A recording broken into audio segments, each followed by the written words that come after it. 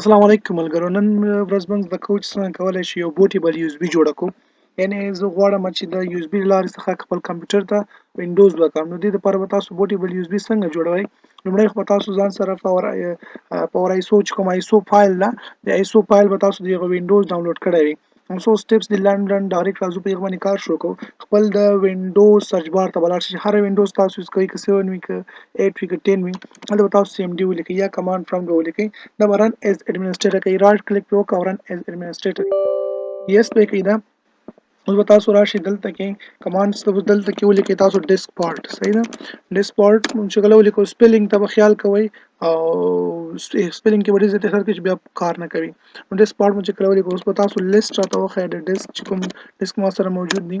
لیست راته وښودلو. ګوره ما سره یو چې د خپل هارډ ډیسک د کمپیوټر دی او بل چې د ما سره یو اس بي 32 جی بي چې هغه ما غواړم زه پورټیبل جوړه کړم. نو تاسو هر یو دا باید تاسو مخکې نه انټر کړی وي، بیا به دغه سټپ اجرا کوئ. دې نه پس چې کله شو تاسو سلیکټ کړئ کوم ډیسک ته غواړئ. تاسو هغه به ډیسک زیات نور شیزونه به دې کې پکې اپلوډ اچولي وي، نور شیان به ورسره کنیکټ وي، یو اس بي به نور وي ورسره، یا به ډیوایس سره نور کنیکټ وي. تاسو به چې کوم هدف ته تاسو ټارګټ مو کوم یو ده هغه به سلیکټ کړئ. زما خو ډیسک 1 ده کنه 32 جی بي یو اس بي زه غواړم چې هغه بوټ کوم ته ماته 9 ښیي. بل راځو موږ دلته څه کوو، سلیکټ مو واخیستلو ډیسک او 1. صحیح شو. سلیکټ ډیسک 1 ما ته ګوره اوس دلته میسج راکړلو چې تاسو سره ډیسک 1 چې دا سلیکټ شولو. چې دا سلیکټ شولو اوس زه ورته وایم چې دا کلین که صفای که چې هر څه دی پکې فایلزونه ختم که. دا به تاسو ونه ختموئ. فایلز دی وایي چې هر څه نه ختم شول. نو شاید تاسو فایلز ډېر وي یا بل څه پکې وي، لږ وخت اخلي، لږ انتظار به ورته کوئ. اوس زه څه کوم، یو پارټیشن دی کې جوړوم. کریټ پارټیشن پارټیشن مې جوړ کړ. سپیلینګ کې به ډېر زیات احتیاط کوئ چې بیا بیخي کار نه کوي. نو کریټ پارټیشن پرایمري پارټیشن راته جوړ کړه.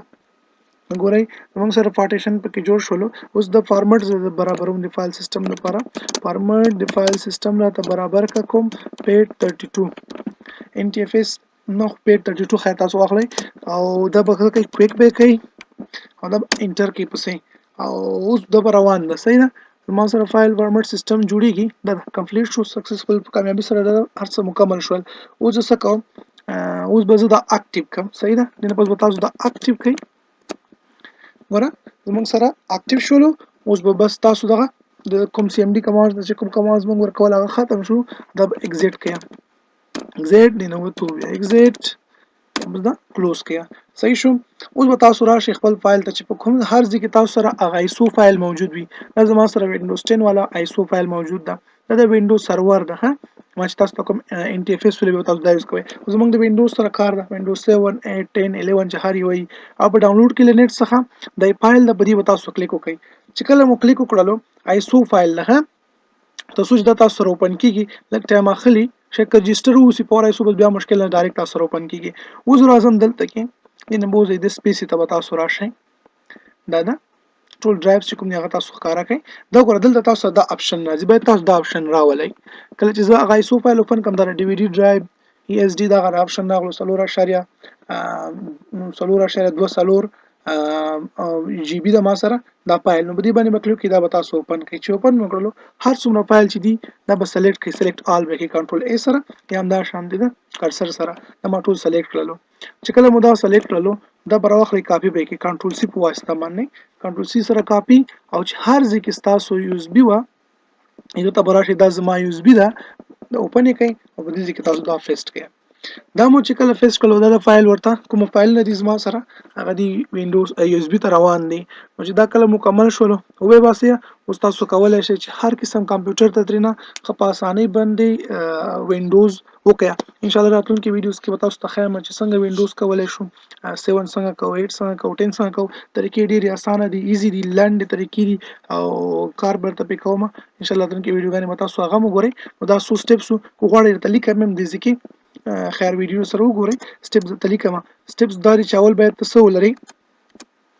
اول سټیپس کې باید تاسو سره موجود وي ایسو فایل. دا تر ټولو مهم ده. ته باید ایسو فایل ولرئ هر وینډوز چې ته غواړئ. دویم به تاسو کوئ یو اس بي اټلیست 8 جی بي تاسو سره موجود وي. اټلیست کم از کم 8 جی بي اوسي. او بل به تاسو کوئ دریم کې به تاسو راشئ سی ام ډي کمانډ به اوپن کړئ. کمانډ فرام چې کوم دی یا سی ام ډي زه ته لیکم دا اوپن کړئ. اوپن کولو رن ایز ایڈمنسټریټر کوي به ښه. او څلورم چې دا بیا تاسو ولیکئ چې ډیسکپارټ ولیکئ، انټر به کوئ. ورپسې به پنځم سټپ کې موږ راځو لیست راته وښایه چې څومره ما سره ډیسک دي. ټیک شو. بیا خو سلیکټ کول دي چې کوم ډیسک زموږ هدف د کوم یو اس بي کې موږ غواړو چې بوټیبل کړو، هغه به تاسو دلته ولیکئ چې سلیکټ او بیا موږ څه کولو ډیسک او د هغه ډیسک نمبر 1 2 3 هر یو نمبر چې وي به ته نمبر سره ولیکم. صحیح ده کنه؟ نمبر اف ډیسک چې هر یو وي دا به تاسو ولیکئ.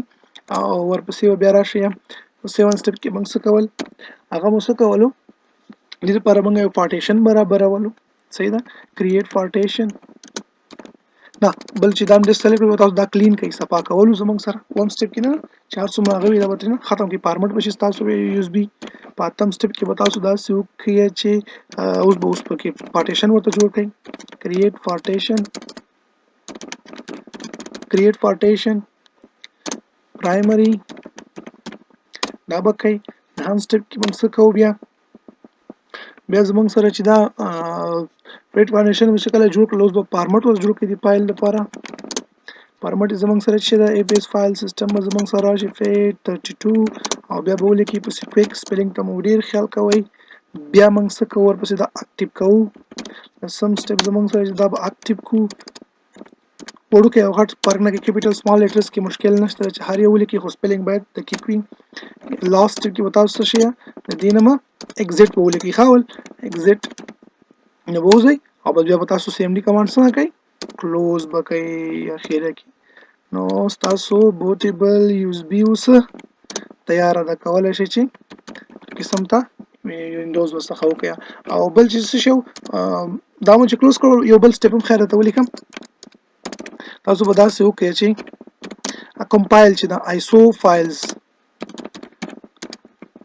کوم فایلز دي موږ سره آیسو وینډوز فایلز هغه به اوپن کړئ، کاپی به کړئ او کافی انفیس ټو یو اس بي. صحیح ده؟ اوپن مو کړلو چې کله تاسو راغلی وروسته ووتئ که نه کوم ډرایوز ته مو خپل راغلی تاسو سره فایل اوپن کېږي. لکه تاسو ته ما مخکې وښودلو دا فایل تاسو سره راغللو، دا اوپن کړئ، څومره فایل چې دا کاپی کړئ او په خپله یو اس بي کې به یې دلته کې پیسټ کړئ. نو دا ول زموږ سره دغه سټپس د دې لپاره. اول خبره مې دا درته وکړه چې دا امپورټ نه تاسو سره آیسو فایل اوسي د یو اس بي، د کوم وینډوز چې تاسو غواړئ هغه وینډوز آیسو فایلز اوسي، بل به تاسو 8 جی بي باید چې یو اس بي ولرئ کم از کم. او بیا دغه څو سټپس دي چې اول سی ام ډي اوپن کول دي او بیا په ډیسکپارټ دا لیسپارټ لیکل دي، سلیکټ به کړئ ډیسک او ډیسک نمبر به ورکړئ، کلین به کړئ، پارټیشن به جوړ کړئ، پرایمري فایل فارمټ به جوړ کړئ چې موږ سره یو بل ان ټي اف اس دا هغه باندې بیا خبرې کوو.